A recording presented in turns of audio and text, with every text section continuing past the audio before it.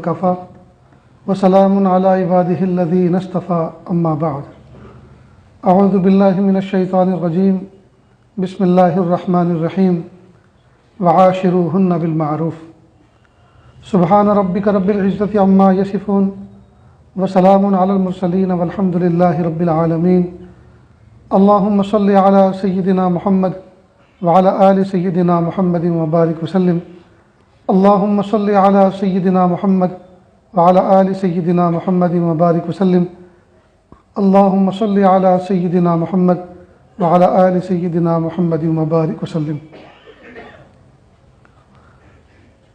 آج کی اس محفل میں چونکہ دو نکاح بھی وجود میں آنے والے ہیں، اس مناسبت سے کچھ افراد ایسے بھی ہوتے ہیں جو اس بچے کے ساتھ جس کا نکاح ہونے والا ہے وہ بھی اس خوشی میں شریک ہوتے ہیں۔ ویسے یہ ہماری ماہانہ مجلس تو ہوتی ہی ہے، افراد تو الحمدللہ اس میں آتے ہی ہیں، لیکن کچھ افراد ایسے بھی ہوتے ہیں جو نکاح کی مناسبت سے آتے ہیں، اور کئی مرتبہ دلہا کے نوجوان ساتھی بھی آ جاتے ہیں، وہ بھی سوچتے ہیں آج ان کا دیکھ لیں پھر ہمارا بھی ہوگا تو ہم بھی دیکھیں گے کیا ہوتا ہے۔ تو اس لیے کچھ اسی مناسبت سے کچھ باتیں آپ کے سامنے عرض کی جاتی ہیں، سنیں اور دل کے کانوں سے سنیں۔ اسلام کا ایک بنیادی شعبہ اور بہت بڑا شعبہ ہے، وہ ہے اخلاق، معاشرت کا، اور معاشرت میں بنیادی چیزیں ہوتی ہیں اخلاق۔ معاشرت کہتے ہیں اصل میں رہن سہن کو، اور رہن سہن میں جو چیز بنیادی اور کلیدی کردار ادا کرتی ہے وہ ہے اخلاق۔ یعنی اگر دل کے اخلاق، دل کی کیفیات اچھی ہوں گی تو رہن سہن بھی اچھا ہوگا، اور دل کے اخلاق اور دل کی کیفیات بگڑی بھی ہوں گی تو رہن سہن بھی بگڑ جائے گا۔ آپ نے دیکھا ہوگا بہت سارے لوگ معاشرے میں، ہمارے دائیں بائیں پڑوس میں، بازار میں ایسے ہوتے ہیں، ان کا چہرہ ہر وقت ایسا رہتا ہے، کئی مرتبہ ہم تصور کرتے ہیں کہ یہ آدمی اپنی بیوی سے کیسے بات کرتا ہوگا، یہ پیار محبت کی بات کیسے کرتا ہوگا، اس لیے کہ اس کے ہاں تو محبت نام کی کوئی چیز ہی نظر نہیں آتی اس کی ڈائری میں۔ ہر وقت منہ بنا ہوا، ہر وقت منہ بگڑا ہوا، ہر وقت مزاج خراب۔ اور تعجب اور زیادہ اس وقت ہوتا ہے جب پتہ چلتا ہے محلے میں سب سے زیادہ بچے اسی کے ہیں، اگرچہ اس کا مزاج اتنا خراب ہے، بگڑا ہوا ہے، لیکن سب سے زیادہ بچے اسی کے ہیں۔ بہرحال اللہ رب العزت نے اپنے پیارے انبیاء کرام کو دنیا میں بھیج کر، اور بالخصوص نبی آخر الزماں محمد عربی صلی اللہ علیہ وسلم کو دنیا میں مبعوث فرما کے، اور نکاحوں کے ذریعے سے ایک ہمیں سلیبس دیا، ایک ضابط حیات دیا، نظام حیات دیا کہ اس ازدواجی زندگی کس طرح سے گزاری جاتی ہے۔ ایک بات اچھی طرح سمجھ لیں، اللہ پاک نے مجھے اور آپ کو، اور ہم جو جس معاشرے میں رہ رہے ہیں، یہ انسانوں کا معاشرہ ہے، اور انسان بنا ہے انس سے، انسان کے اندر انس کا مادہ ہے، اور انس کہتے ہیں لگاؤ کو، کشش کو، مانوسیت کو، محبت کو۔ اس لیے اللہ پاک نے اسی امتیازی صفت کے ساتھ انسان کو ایک جگہ خطاب کیا، یا ایھا الانسان، اے وہ انسان جس کے اندر میں نے چپک، مناسبت، محبت رکھی ہے، اے محبت والے، اے مناسبت والے، اے اٹریکشن والے، اے ایک دوسرے کی طرف کھنچنے والے۔ اور انسان کی شان یہ ہے جس بستی میں کچھ دن رہ جائے، جس گھر میں، جس محلے میں کچھ وقت گزار دے، اس کو محبت اور مناسبت ہو جاتی ہے۔ 3 دن کی جماعت میں جاتے ہیں، اور جب جدائی ہوتی ہے تو روتے روتے الگ ہوتے ہیں، حالانکہ 3 دن ساتھ رہے، لیکن 3 دن میں ایک محبت ڈیولپ ہو گئی تھی۔ کرائے کے مکان میں، جس مکان میں وقت گزارا ہو، حالانکہ وہ ذاتی نہیں ہوتا، کرائے کا ہوتا ہے، ہر وقت اس بات کا احساس ہوتا ہے اس در و دیوار کو کس طرح سے چھوڑنا ہے، ہم اس کے مالک نہیں ہیں، لیکن جب مکان خالی کرتے ہیں تو دل ٹوٹتا ہے، محلے والے روتے ہیں، یہ خود بھی روتا ہے، کیوں؟ در و دیوار سے محبت ہو جاتی ہے۔ اسی لیے تو آقا صلی اللہ علیہ وسلم نے جب مکہ مکرمہ سے ہجرت کی تو پلٹ پلٹ کے مکہ کی طرف دیکھ رہے تھے اور کہہ رہے تھے، اے مکہ مجھے تجھ سے محبت ہے، لیکن کیا کروں، تیرے اندر رہنے والے مجھے رہنے نہیں دیتے۔ تو وقت کا نبی اپنے دیار کی محبت میں آنسو بہا رہا ہے، اس کے دل میں تڑپ ہے اور زبان سے اظہار کر رہا ہے، تو میں اور آپ کس کھیت کی گاجر مولی ہیں؟ ظاہری بات ہے وقت کا نبی جو قوی الجثہ بھی ہوتا ہے، قوی الہمہ بھی ہوتا ہے، قوی الارادہ بھی ہوتا ہے، وہ اپنے وطن کو چھوڑتے ہوئے آنسو بہا رہا ہے، اس کا دل رو رہا ہے اور کہہ رہا ہے یہ مکہ مجھے تو تیرے دیوار سے مجھے محبت ہے، لیکن تیرے اندر رہنے والے مجھے رہنے نہیں دیتے۔ تو یہ جو رأفت، محبت، مناسبت، انسیت، شفقت، یہ جو سب چیزیں ہیں نا، یہ اللہ رب العزت نے انسان کے اندر رکھی ہیں، اور اسی چیز کا خطاب کر کے اللہ پاک نے فرمایا یا ایھا الانسان، اے انسان، اے چپک والے، اے مناسبت والے، اے اٹریکشن والے، اے ایک دوسرے کی طرف کھچاؤ لگاؤ رکھنے والے، ما غرک بربک الکریم، تیرے رب کریم کے بارے میں تجھے کس چیز نے تجھے دھوکے میں ڈال دیا ہے؟ اللہ اکبر کبیر۔ اب یہ انسانیت کے اندر جتنی انسیت ہوگی، جتنا اخلاق ہوں گے، اندر کی کیفیت اچھی ہوگی، اس کی معاشرتی زندگی بہت اچھی ہوگی، اس کی معاشرتی زندگی بہت اچھی ہوگی۔ بعض لوگ معاشرے کے اندر ایسے ہوتے ہیں، وہ اپنی ذات میں ایک انجمن ہوتے ہیں، بوڑھوں کے ساتھ بیٹھتے ہیں تو بوڑھے جیسے، جوانوں کے ساتھ بیٹھتے ہیں تو جوانوں جیسے، بچوں کے ساتھ بیٹھے تو بچوں جیسے، سب کو لے کے چلتے ہیں۔ اللہ نے ان کے اندر یہ صفت رکھی ہوتی ہے، اور یہ صفت اللہ سے ہمیں مانگنی بھی چاہیے کہ اللہ ہمارے اندر ایسے اخلاق پیدا فرما، ایسی محبت کے جذبات پیدا فرما کہ کوئی ہم سے نفرت نہ کرے۔ یہ چیز اللہ سے مانگنی چاہیے، اور اس کے لیے جتنی کوششیں ہو سکتی ہیں وہ کوشش کرنی چاہیے، اس لیے کہ یہ صفت حسنہ ہے، مومن کے اندر یہ چیز ہونی چاہیے۔ اللہ اکبر۔ قرآن پاک میں اللہ پاک نے فرمایا وعاشروہن بالمعروف، تو یہ جو معاشرت ہے نا، معاشرت کے بارے میں فرمایا کہ آپ اپنی عورتوں کے ساتھ حسن سلوک کے ساتھ معاملہ کرو، حسن سلوک کا معاملہ کرو، اچھائی کا معاملہ کرو۔ اب پوری دنیا میں یہ دیکھا جا رہا ہے کہ ہر آدمی اپنے کمزور کو دباتا ہے اور اپنی ساری صلاحیتیں اپنے کمزور کے سامنے بگھارتا ہے۔ چنانچہ بیوی چونکہ کمزور ہے، اس لیے کمزور سے کمزور شوہر بھی اس کو دبا لیتے ہیں، اس پہ طاقت کا اظہار کرتے ہیں، اس کو ڈانٹتے ہیں، ڈپٹتے ہیں۔ کیوں؟ اس لیے کہ بیچاری وہ کچھ کہہ نہیں سکتی۔ ہمارے استاد حضرت مولانا سید ابرار احمد صاحب دھولیوی رحمۃ اللہ علیہ بڑے صاحب نسبت سادات میں سے تھے، بزرگ تھے۔ انہوں نے ایک مرتبہ ترکسر گاؤں کے اندر، جہاں جس گھر کے آنگن میں نکاح ہونے والا ہوتا ہے، کل مہمان آنے والے ہوتے ہیں، تو شامیانہ تو ایک دن پہلے سے بن جاتا ہے، تو شامیانہ کے صحیح استعمال بھی ہو تو اس کے نیچے کرسیاں لگا دیتے ہیں، اور محلے کے سارے لوگوں کو، گاؤں کے لوگوں کو اعلان ہو جاتے ہیں مسجد میں فلاں کے آنگن میں شادی کی مناسبت سے ایک بیان ہونے والا ہے۔ تو بیان ہوتا ہے، عورتیں لائٹ بند کر کے اپنے گھروں کے اندر سنتی ہیں، جالی کھول کر اپنے گھروں میں سنتی ہیں، مرد حضرات سامنے بیٹھے ہوتے ہیں، پھر ہلکا پھلکا شربت یا چائے کافی کا کوئی انتظام ہو جاتا ہے موسم کے اعتبار سے۔ تو وہ بیان انتہائی اہم اور پرمغز ہوتا ہے، کیونکہ وہ اسی مناسبت سے ہوتا ہے۔ تو حضرت نے اس بیان میں ایک مرتبہ فرمایا تھا کہ قیامت کے دن عورت اپنے شوہروں کا دامن پکڑے گی اور کہے گی وہ دنیا تھی جہاں کرتے تھے تم بند زباں میری، یہ محشر ہے یہاں سننی پڑے گی داستاں میری۔ تو اگر اس نے ہمارا دامن پکڑ لیا تو دوستو ہم کیا کر سکتے ہیں؟ اس لیے اپنی عورتوں کے ساتھ حسن سلوک کا معاملہ کریں۔ سیدنا عمر فاروق اعظم رضی اللہ تعالیٰ عنہ جلیل القدر صاحب، خلیفہ رسول صلی اللہ علیہ وسلم، خلیفہ ثانی جی، اور دنیا کے بہت بڑے خطے پر حکمرانی کرنے والے، اللہ اکبر، کیسا رعب اور دبدبا تھا ان کا۔ جس محلے سے گزر جاتے تھے شیطان دن بھر اس محلے سے نہیں گزرتا تھا، اللہ نے ایسا شان، ایسا رعب عطا فرمایا تھا۔ ایک مرتبہ گھر میں بیٹھے ہوئے تھے، ایک شخص اپنی بیوی کی شکایت لے کر چلا، بیوی نے کچھ پریشان کیا ہوگا، سوچا کہ یہ تو اس کی بہت ہی زیادہ زبان دراز ہو گئی، آج اس کو امیر المومنین سے ڈٹواتا ہوں۔ چنانچہ شکایت لے کر چلے، جیسے گھر کے قریب پہنچے تو دیکھا حضرت امیر المومنین کی اہلیہ خود ان پر خفا ہو رہی ہیں، تو سوچا ہو داستان تو یہاں بھی خراب ہے، یہاں کیا سنا دیں، یہ تو ان کا ہی معاملہ خراب ہے۔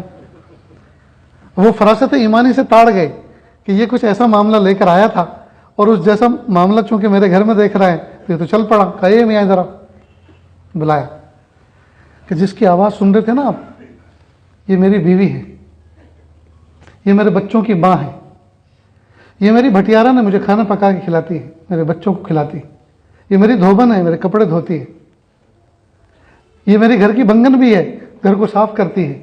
اتنی ساری حیثیتوں کے ساتھ اللہ پاک نے مجھے یہ نعمت عطا فرمائی ہے، اگر وہ بھاری دل کے ساتھ کوئی بات اگر کہہ رہی ہے تو کیا میری مردانگی اس بات کو گوارا نہیں کرتی کہ میں اس کی بات کو سن لوں؟ پھر کیسے مرد ہیں ہم؟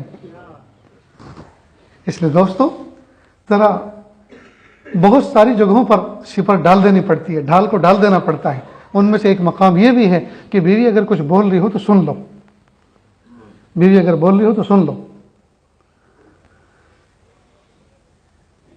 ہمارے بزرگوں نے جنہوں نے ہماری تربیت کی وہ فرماتے ہیں کہ اگر بیوی غصے سے بول رہی ہو تو سنتے رہو، سنتے رہو، اور پھر اس کو غور سے دیکھو تو آگے سے کہے گی کیا دیکھتے ہو؟ تو یوں کہہ دو کہ جب تم غصے میں اتنی خوبصورت لگتی ہو تو اگر مسکراتے تو کیسی لگو گی؟ بس اتنی بات کہنی ہے۔ اس کے تو آنسو بھی جو ہے پلکوں پہ رکھے رہتے ہیں اور ہنسی بھی لبوں پہ رکھی رہتی ہے، اس کو ہنسانے میں دیر کتنی؟ بہرحال حسن معاشرت ہمارے اندر آنا چاہیے۔ ہم ویسے ہی مرد بنے پھرتے ہیں، سینہ تان کے اکڑتے پھرتے ہیں، اپنی بیوی کے دل کو خوش نہ کر سکے، کیا محلے والوں کو خوش کریں گے، کیا بستی والوں کو، رشتہ داروں کو خوش کریں گے؟ اس لیے دوستو دل اونچا رکھو، جذبات اونچے رکھو، بڑے دل کے ساتھ، بڑے حوصلوں کے ساتھ اپنے گھر کی معاشرتی زندگی کو شاندار بناؤ۔ معاشرت قرآن پاک میں اللہ پاک ہدایت فرما رہے ہیں وَعَاشِرُهُنَّ بِالْمَعْرُوفِ، عورتوں کے ساتھ میں حسن سلوک کا معاملہ کرو۔ چونکہ یہ عاجز اسی علاقے میں پلا بڑھا، زندگی کے 8-10 سال میں نے یہیں گزارے، اور الحمدللہ بچپن کی باتیں خوب اچھی طرح یاد رہتی ہیں، تو میں اس علاقے کی جو تھنک اور سوچ اور سمجھ ہے اس کو سامنے رکھتے ہوئے کئی مرتبہ بات کرتا ہوں۔ ہمارے معاشرے کے اندر یہ معاملہ بڑا خراب ہے کہ ہم اپنے گھروں کو جنت کا نمونہ نہیں بناتے۔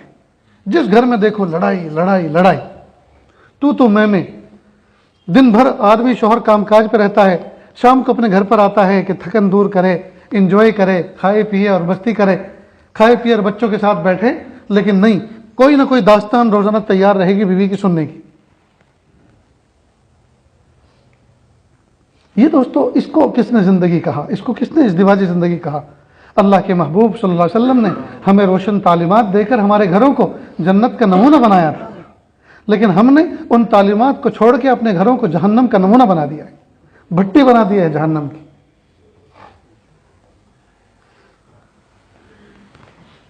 عام طور پر جن بچوں کے نکاح ہوتے ہیں، اس موضوع پر نہ وہ کہیں کچھ پڑھتے ہیں، نہ کسی کے پاس جا کر سیکھتے ہیں کہ ازدواجی زندگی ہوتی کیا ہے۔ انگریزی میں جس کو میرج لائف کہتے ہیں، ازدواجی زندگی، شادی شدہ زندگی، یہ باقاعدہ ایک سلیبس ہے، ایک کتاب، ایک باب ہے یہ، کہ آدمی نکاح سے پہلے لڑکا اور لڑکی کس طرح سے رہتے تھے اور نکاح کے بعد اب ان کو کیسے رہنا چاہیے، کیونکہ وہ ذمہ دار افراد بن جاتے ہیں۔ اب وہ چھچوری باتیں نہ کریں، اب وہ ایسی آلتو فالتو کی لایانی باتیں نہ کریں جس سے بیوی کی نظر میں شوہر کا وقار گرے، اس کی ثقافت ختم ہو جائے، یا عورت ایسی حرکت نہ کرے کہ شوہر کی نظر میں اس کی حیثیت گر جائے۔ دونوں کے دونوں ایک دوسرے کی نظر میں باوقار رہنے چاہیے۔ اس چیز کو قرآن پاک میں اس طرح سے فرمایا ہن لباس لکم وانتم لباس لہن، عورتیں مردوں کے لیے اور مرد عورتوں کے لیے لباس کے مانند ہیں۔ دیکھو چھوٹا سا جملہ ہے، لباس کے مانند ہے، کتنی پیاری تعبیر قرآن پاک نے اختیار کی۔ لباس انسان کے جیسے جسم کے سب سے زیادہ قریب ہوتا ہے، اور اوپن ہارٹ سرجری ہوئی ہے تو اس میں لمبی چوڑی چیر پھاڑ ہوتی ہے، ٹانکے لگتے ہیں، بالکل وہ کان کھجورا سا لمبا سا ہوتا ہے، یا کوئی پھوڑا پھنسی کا آپریشن ہوا ہے اس کا نشان رہ جاتا ہے، یا کوئی اور داغ دھبا ہے جسم پر، تو لباس پہننے کے بعد سارے کے سارے عیب چھپ جاتے ہیں۔ تو جیسے لباس سے عیب چھپتے ہیں، میاں بیوی کو بھی اس طرح سے آپس میں رہنا چاہیے کہ ایک دوسروں کو کے عیبوں پر پردہ پوشی کریں، ایک دوسرے کے عیبوں کو چھپائے، عورت مرد کے عیبوں کو چھپائے، مرد عورت کے عیبوں کو چھپائے۔ اور لگے ہاتھوں ایک بات اور سمجھ لیں دوستو، یہ میں نے اس موضوع پہ بیان ایک مرتبہ کشمیر میں کیا۔ کشمیر میں ایک بہت بڑے وہاں کے مفتی نوجوان، انہوں نے کہا کہ بہت اچھا کیا اس موضوع کو آپ نے چھیڑا۔ تو وہ یہ، شوہر کا بیوی سے نکاح ہونے کے بعد پہلی ملاقات میں کئی مرتبہ شوہر ایسی ایسی باتیں اور اپنی بیوی سے پوچھتا ہے جو شریعت میں اس کی گنجائش نہیں۔ ایک شوہر نے، جب وہ مفتی صاحب نے مجھے کہا تو انہوں نے بتایا، شوہر نے اپنی بیوی سے پہلی شب میں کہا، بتاؤ پیاری، سچ بتاؤ تمہارا کسی کے ساتھ افیئر چلتا تھا کیا، معاشقہ عشق چلتا تھا کیا؟ پھر میں بھی بتاؤں گا۔ وہ بھولی بھالی بیچاری، اسے کیا پتا کہ یہ کیوں پوچھ رہا ہے، جب خود کہا کہ میں بھی بتاؤں گا، کہا میں جب چھوٹی سی تھی، کلاس 3-4 میں پڑھتی تھی، ایک لڑکے نے ہمارے محلے کے نے ایک مرتبہ میرا ہاتھ پکڑ کے بوسہ دے دیا تھا، بس یہ سنتے کے ساتھ ہی فوراً 3 طلاق دے دی۔ ہائے ہائے، کتنا بڑا داغ دیا اس نے۔ اس سے پوچھا بھائی کیوں؟ کہا مجھے غیرت آ گئی۔ تو کہا بیوقوفی، غیرت کی بات پوچھنے کی ضرورت کیا تھی؟ ایک بات یاد رکھنا، کوئی لڑکا، ہم تمام، کوئی لڑکا آسمان کی چھت کے نیچے حضرت یوسف علیہ السلام جیسا پاک دامن اور عفیف نہیں، اور کوئی لڑکی عائشہ صدیقہ حضرت مریم علیہ السلام کی طرح عفیفہ نہیں، صغیرہ کبیرہ سب کے ساتھ لگے ہوئے ہیں۔ مومن کو چاہیے کہ جب ایک مرتبہ توبہ کر لی اور توبہ کا دروازہ کھلا ہوا ہے اور اللہ پاک نے معاف کر دیا اور قصوروں پر اللہ پاک نے پردے رکھے ہیں، مومنوں کو چاہیے کہ اللہ کے پردوں کو چاک نہ کرے، اللہ کے پردوں کو چاک نہ کرے، اس لیے کہ جو قصور ہوا تھا اللہ تعالیٰ اس بات پر قادر تھے کہ اسی وقت بتا دیتے، ظاہر کر دیتے، لیکن اللہ پاک نے پردے رکھے۔ جب اللہ نے پردے رکھے اس کا مطلب اللہ چھپانا چاہتے ہیں۔ ہم کون ہوتے ہیں جو اللہ کے سیکریٹ کو، اللہ کے پردے کو چاک کریں اور لوگوں کے سامنے اوپن کریں؟ اس لیے دوستو ہمیشہ یاد رکھیں، کسی کے عیبوں کو پن آؤٹ کر کے اور تلاش کر کے اس کو وائرل نہ کریں، اس کو جو ہے جگ ظاہر نہ کریں، ورنہ یاد رکھنا جس طرح سے اللہ پاک کسی سے عیب کروا کے اس کو چھپا سکتے ہیں، وہ ظاہر بھی کرا سکتے ہیں۔ کہیں ایسا نہ ہو جب دوسرے کے عیبوں کو تم ظاہر کر رہے ہو تم بھی تو عیب دار ہو، ہم سب کے سب عیب دار ہیں، اگر ہمارے عیب کھل گئے تو پھر کیا ہوگا؟ اس لیے اگر کسی کے عیب ہمارے پر کھل گئے اور کسی کو ہم نے عیب میں دیکھ لیا تو ہونا یہ چاہیے کہ ہم یہ دعا کریں، میرے پیارے اللہ جس طرح آپ نے مجھے بچایا اور آپ ہی کے حکم سے، اس لیے کہ فاعل حقیقی تو اللہ ہی ہیں، اور آپ کے حکم سے فلاں کسی کام میں ملوث ہو گیا، کہ اللہ جس طرح آپ نے مجھے بچایا اس کے گناہ کو بھی معاف کر دیجیے۔ یہ ہے مومن کی شان، اس کے گناہ کو بھی معاف کر دیجیے۔ نیز قرآن پاک میں جو لباس کہا مرد عورت کو، لباس کی دوسری شان یہ ہے کہ لباس پہننے کے بعد آدمی باوقار معلوم ہوتا ہے۔ میاں بیوی کو بھی چاہیے کہ وہ اس دیواجی سلسلے میں داخل ہونے کے بعد پروقار زندگی گزاریں۔ تیسری بات، لباس جب میلا ہوتا ہے تو اس کو پھینکا نہیں کرتے بلکہ دھو لیا کرتے ہیں۔ میاں بیوی میں آپس میں اگر کوئی معاملہ ہو جائے، تو میں ہو جائے، تو منہ پھلا کر برسوں جو ہیں ایک دوسرے کی طرف منہ بھی کر کے نہ دیکھیں اور بات بھی نہ کریں، ایسا نہیں کیا کرتے، بلکہ سوری اور معافی مانگ لیا کرتے ہیں۔ نیز لباس انسان کے جسم کے سب سے زیادہ قریب ہے۔ جسم اور لباس کے قریب کوئی تیسری چیز نہیں ہوتی، بلکہ جسم اور لباس کے درمیان کوئی تیسری چیز حائل بھی ہوتی ہے تو آدمی جلدی سے نکال باہر کرتا ہے، جلدی سے نکال باہر کرتا ہے۔ اسی طرح میاں اور بیوی کے درمیان اگر کوئی تیسرا انٹرفیئر کر رہا ہے تو ان دونوں کو چاہیے کہ حکمت سے جلدی سے اس کو باہر نکال دیں۔ اب وہ تیسرا کون ہوتا ہے؟ کئی مرتبہ شوہر کے دوست ہوتے ہیں، وہ بھابھی بھابھی کہہ کے گھستے ہیں اور کام خراب کرتے ہیں۔ کئی مرتبہ لڑکی کی سہیلی ہوتی ہیں، وہ بھائی جان بھائی جان کہتی ہیں، وہ سوچتی ہیں کہ وہ بھائی جان کہنے والی ہے تو بہت زیادہ پیاری معلوم ہو رہی ہے، اتنا تو بیوی پیار نہیں دیتی جتنے انداز سے وہ پکارتی ہے، تو بیوی کے بجائے اس سے محبت ہو جاتی ہے اس کی سہیلی سے۔ ہرگز نہیں۔ اس لیے گھر کے اندر شرعی پردے کا اگر نظام ہو اور بیٹھنے کا مردانہ حصے میں اگر انتظام ہو، اور جہاں عورتیں روٹی پکاتی ہیں، جہاں وہ اپنے تنہائی کے کام کرتی ہیں، کپڑے دھوتی ہیں، جی وہاں تک اجنبی مردوں کی انٹری کی اجازت ہی مت دو دوست۔ گھروں کے اندر گھر اس طرح سے بناؤ، بیٹھک اس طرح کی بناؤ کہ باہر کے لوگ باہر وہیں بیٹھے اور وہیں سے رخصت ہو جائیں، ان کو ہماری عورتوں کے لباس تک کی جھلک نظر نہ آئے، جسم تو دور کی بات، چہرہ تو دوسری بات۔ یہ ہے اسلام کی معاشرت، اسلام نے ایسا بنایا۔ نیز میاں بیوی جب اس دیواجی سلسلے میں داخل ہو گئے، اب دونوں کی ذمہ ایک دوسرے کے کچھ حقوق عائد ہوتے ہیں۔ سب سے پہلی بنیادی بات تو یہ کہ دونوں ایک دوسرے کے دین پر معاون و مددگار بنے۔ بیوی شوہر کو نماز کے لیے جگائے، شوہر بیوی کو نماز کے لیے جگائے اور احسن طریقے سے جگائے۔ نیز دونوں اس بات کا عہد کریں کہ اللہ پاک نے ہمیں ایک دوسرے کے لیے، ہم دونوں کو حلال بنایا اور اس دیواجی سلسلے سے اللہ پاک نے وابستہ فرمایا، اب ہمیں چاہیے کہ ہم ایک دوسرے کے دین پر تعاون کریں۔ نکاح کا ایک بنیادی منشا یہ بھی ہے کہ دونوں ایک دوسرے پر دین کا تعاون کریں، لہذا تہجد کا اہتمام کریں، تلاوت کا اہتمام کریں، ذکر کا اہتمام کریں اور نیک بن کر زندگی گزاریں، اور دونوں ایک دوسرے کی ہیلپ کریں۔ اس کے علاوہ نیک اولاد کے حصول کا ذریعہ بنتا ہے نکاح. نیز اخلاق کے اس اعلیٰ مقام پر معیار پر زندگی گزاریں کہ دوسرے لوگوں کو بھی یہ ہو کہ دیکھو میاں بیوی بن کر زندگی وہ گزارتے ہیں، ایسی زندگی ہونی چاہیے، ایک ہماری زندگی مثالی بن جائے. یاد رکھیں عورت کو اللہ پاک نے پاؤں کی ہڈی سے پیدا نہیں کیا مرد کی کہ وہ پیر کی چپل اور جوتی بنا کے رکھے، نہ سر کی ہڈی سے پیدا کیا کہ سر پہ بٹھا کے رکھیں، بائیں پسلی سے پیدا کیا جو دل کے قریب ہے، اس کو دل کے قریب رکھیں، اس کو دل کے قریب رکھیں. بیوی کی محبت میں آ کر ماں باپ کو نظر انداز نہ کرے اور ماں باپ کی محبت میں آ کر بیوی کو نظر انداز نہ کرے، بیلنس بنائیں، بیلنس بنائیں. یاد رکھیں جو ماں ہے وہ بھی ایک کمزور ہے، وہ بھی ایک عورت ذات ہے، عورت ذات ہے، کمزور ہے. ساری کی ساری باتیں اس کی سچ ہوں یہ ضروری نہیں ہے. ٹھیک ہے ماں کا مقام بہت اونچا ہے، لیکن کئی مرتبہ ماں بھی تو جھوٹ بولتی ہے. اس لیے اگر وہ تمہاری بیوی کی شکایت کر رہی ہے فون کے امی میں ضرور انشاءاللہ ان کو سمجھاؤں گا. اور دوسری بات یہ ہے کہ آپ ہی نے تو مجھے بیوی لا کے دی ہے، وہ آپ کی بیٹی کے درجے کی ہے، کل تک اس کے ماں باپ دوسرے تھے، اب زیادہ زندگی تو اس کو آپ کے ساتھ گزارنی ہے. اماں جس طرح سے آپ نے ہماری بہن کی تربیت کی اس کو سمجھا، اس کو بھی سمجھاؤ، اس کو بھی سمجھاؤ. اور میں پوری بات سمجھتا ہوں اور جیسا معاملہ ہوگا انشاءاللہ پھر بیٹھ کے بات کرتے. یہ نہیں ہے کہ ماں نے چڑھا دیا اور وہ جاتے کے ساتھ ہی اس کو دمادم شروع کر دیا، ضرب شدید شروع کر دی، مار پیٹ شروع کر دی، یہ غلط ہے. بیوی کی بات سن کر ماں باپ سے بدگمان نہ ہو، بیوی کی بات سن کر ماں باپ سے بدگمان نہ ہو. آج کل نوجوان بچے نہ علم ہوتا ہے، نہ عمل ہوتا ہے، نہ اخلاق ہوتے ہیں، نہ تربیت ہوتی ہے، بس لنگھاڑ گردی میں پیدا ہو کر پل بڑھ کے بڑے ہوتے ہیں. انہیں یہی پتہ نہیں ہے کہ اس دیواجی زندگی کے احکام کیا ہیں، آداب کیا ہیں، ذمہ داری کیا ہے، حقوق کیا ہیں. اب تو یہ دیکھا جاتا بھائی پارٹی مل گئی.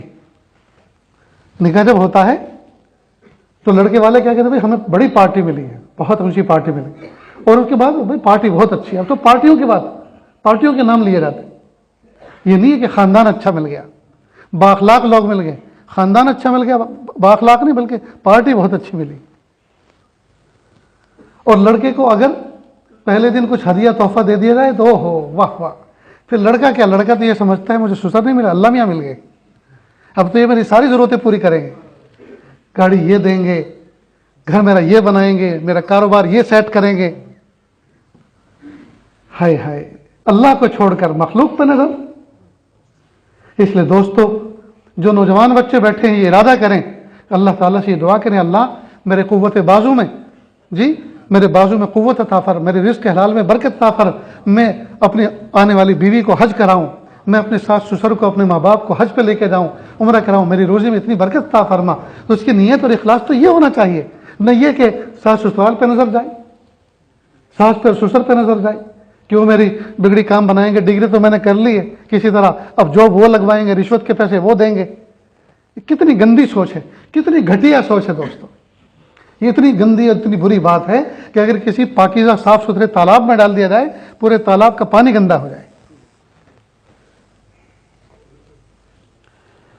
اس لیے جو داماد بنتے ہیں، جن کے نکاح ہوتے ہیں، وہ ہرگز ہرگز اپنے ساس سسر کو اور اپنے رشتہ داروں کو، چاہے وہ امیر ہوں یا غریب ہوں، وہ ہرگز ہرگز ان پہ نظر نہ رکھے کہ یہ میری بقیہ زندگی گزارنے کے کفیل بنیں گے. نہیں نہیں، انہوں نے تو اپنے دل کا ٹکڑا دے دیا، یہ تم پہ احسان کیا، اب تم اس کا شکر زندگی بھر ادا کرو. اپنے ساس سسر کا زندگی بھر شکر ادا کرو کہ انہوں نے اپنے دل کا ٹکڑا حلال طریقے سے نکاح کے ذریعے سے آپ کے حوالے کر دیا. زندگی بھر ان کا احسان مانو اور ان کو ماں اور باپ کی نظر سے دیکھو، ساس اور سسر کی نظر سے نہیں. لیکن اپنے علاقے میں تو بہت دور دور تک یہ مثال نہیں ملتی کہ داماد اپنے ساس سسر کو ماں باپ کی نظر سے دیکھے اور ان کی خدمت کا دم بھرے اور ان کو حج عمرہ کرائے یا ان کو جو ہے کسی بزرگان دین کی صحبت میں لے جائے. ایسی مثال دور دور تک نہیں ملتی. ہاں بڈھا ہو جائے گا، دانت گر جائیں گے، چوکٹے بدل جائیں گے، جی وہاں تک عیدی کی امید رکھے گا کہ مجھے عیدی ملے. کسی باپ نے اپنے کمزور داماد اور غریب گھر کے اندر جانے والی بیٹی کا خیال کرتے ہوئے عید سے پہلے سوچا جب غریبوں اور مسکینوں پر فطرہ دیا جاتا ہے تاکہ ان کے گھروں میں خوشی آ جائیں، تو یہ تو میری بچی ہے، میرا داماد کمزور ہے، بیمار ہے، یا یہ کہ اس کا کاروبار نہیں ہے، تو اچھی نیتوں کے ساتھ اس نے عید کی خوشی پہ کچھ سامان بھیج دیا تھا، کچھ شیر خرمے کا، کچھ کپڑے کا، کچھ ہدیہ بھیج دیا تھا، تاکہ عید کے دن اس بچوں کو احساس نہ ہو کہ سب لوگوں کے ہاں شیر خرمہ بن رہا ہے، سب لوگوں کے ہاں بچے اچھے اچھے کپڑے پہن رہے ہیں اور ہمارے ابو کمزور ہیں، بچوں کو اس بات کا احساس نہ ہو، تو دبے قدموں چپ چاپ کچھ ہدیہ بھیج دیا تھا۔ اب یہ چیز جو ہے کسی ضرورت مند کو کسی خوشحال باپ نے بھیجا تھا، یہ چیز ایسی رسم بنی کہ بڈھے بڈھے ہو چکے ہیں لیکن عیدی کے بغیر ان کا گزارا نہیں ہوتا۔ اس لیے دوستو، جب تک ہم اپنے اندر سے رسم و رواج یہ نہیں نکالیں گے، ہم اپنی انرجی اور اپنی دولت کا صحیح استعمال اللہ کے راستے میں نہیں کر سکتے۔ اس لیے 4 5 5 شادیاں ہوتی ہیں اور شادی ایک 5 5 6 6 8 8 10 10 لاکھ کی ہوتی ہے، ہزاروں روپے میں تو ان کے شادی کارڈ چھپتے ہیں، جبکہ حج 2 2.5 لاکھ روپے پاس میں ہو تب اس فرض ہو جاتا ہے، لیکن 5 5 6 6 نکاح کرنے کے بعد اب ایسا کنگال ہو جاتا ہے کہ اب حج تو کیا، حج تو فرض ہوئے زمانہ گزر چکا، اب تو مستحق کے زکوٰۃ ہو چکا ہے۔ کیوں؟ اس لیے کہ جو کچھ تھا وہ تو اڑا دیا، جوئے کی طرح ہار گیا، جوئے کی طرح ہار گیا۔ اس لیے میرے بھائیوں، اس دیواجی زندگی میں اللہ کے محبوب صلی اللہ علیہ وسلم نے قرآن پاک کی روشنی میں ہمیں جو تعلیمات دی ہیں، ہم ان کو سینے سے لگائیں اور اس پر عمل کریں۔ محبوب صلی اللہ علیہ وسلم نے ولیمہ ایسا بھی کیا، بھائی اپنے گھر سے ذرا ٹفن لیتے آنا، اپنے گھر سے کھانا لیتے آنا، سب مل بیٹھ کے کھائیں گے۔ اللہ کے محبوب صلی اللہ علیہ وسلم نے اپنے گھر کا بھی کھانا شامل کیا، سب کو ملا کر کہا یہ میرا ولیمہ ہے۔ اس طرح سے بھی ولیمہ کر کے دکھایا۔ پچھلے سال اسی مسجد کے اندر ہمارے 2 بچوں کا نکاح ہوا، کھتولی میں ہوا۔ رات کو میں 8 10 بجے اپنے بچوں کو گھر پہ لے کر آیا، فجر میں سب کو اٹھایا، یہاں پہنچے۔ مولانا مبین صاحب جو ذمہ دار ہیں یہاں کے، میں نے ان سے کہا ہمارے اس علاقے میں صبح ناشتے میں کیا چیز مرغوب ہوتی ہے، کیا چیز بہتر ہوتی ہے؟ کہتے تھے یہاں تہاری بھی ہوتی ہے، تہاری کھاتے ہیں لوگ شوق سے۔ میں کہا بہت اچھا، بنوائی۔ کتنے افراد ہوں گے؟ کہ ہمارے طلبہ ہیں، کچھ آنے والے، کچھ جو بھی افراد ہوں گے، کہ 100 سوا 100 ہوں گے۔ میں کہا بنوائیے۔ فجر کی اذان کے نماز کے بعد میں خود کھڑا ہوا، میں نے کہا بھائی میرے بچوں کا رات کو 2 کا نکاح ہوا اور ابھی ولیمہ ہے، امام صاحب، مؤذن صاحب، جتنے مصلی ہیں سب کے سب تہخانے میں نیچے چلیں اور ولیمہ تیار ہے ناشتے کی شکل میں۔ اور آدھا گھنٹے میں 125 افراد نے کھا پی کے سب ختم، آدھا گھنٹے میں فارغ ہوئے۔ اس دن کی اشراق کی نماز بھی الحمدللہ میری نہیں چھوٹی۔ اور آج کل ہمارے 8 8 10 10 دن تک شادیوں کی تھکن نہیں اترتی دوستو، 8 8 10 10 دن تک تھکن نہیں اترتی، اور نماز کا تو سوال ہی پیدا نہیں ہوتا۔ نہ دلہن پڑھتی ہے نہ دلہا پڑھتا ہے، اس لیے کہ دلہا بھی میک اپ کرا کے آتا ہے بیوٹی پارلر میں، اور دلہن بھی اب اگر وہ دھوئیں گی تو اوریجنل کلر نکل آئے گا نا، سارا روپ نظر آ جائے گا، اس پہ تو پردے ڈالے گئے، تو نماز کیوں پڑھیں گے وہ؟ ہائے ہائے کتنی بری بات ہے۔ نکاح ایک فریضہ ہے اور اس کو ادا کیا جا رہا ہے، دوسرے فریضوں کو توڑ کر اور چھوڑ کر کہاں سے زندگی میں برکت آئے گی؟ کہاں سے نیک صالح اولاد پیدا ہوگی جو آنکھوں کی ٹھنڈک بنے گی؟ اس لیے دوستو، اللہ کے لیے شریعت کو مضبوطی سے تھامو، احکام پر عمل کرو، سادگی سنت و شریعت کا اہتمام کرو، پھر دیکھو اللہ تعالیٰ زندگی میں کیسی برکت عطا فرماتا ہے۔ اور کچھ بڈھے ایسے ہوتے ہیں خراٹ قسم کے خاندانوں کے اندر، وہ اڑ جاتے ہیں اور وہ یوں سمجھتے ہیں کہ اگر میں نے یہ رسم نہیں کروائی تو پھر میری سفید داڑھی کا کیا کام، پھر میرے چوڑے سینے کا کیا کام۔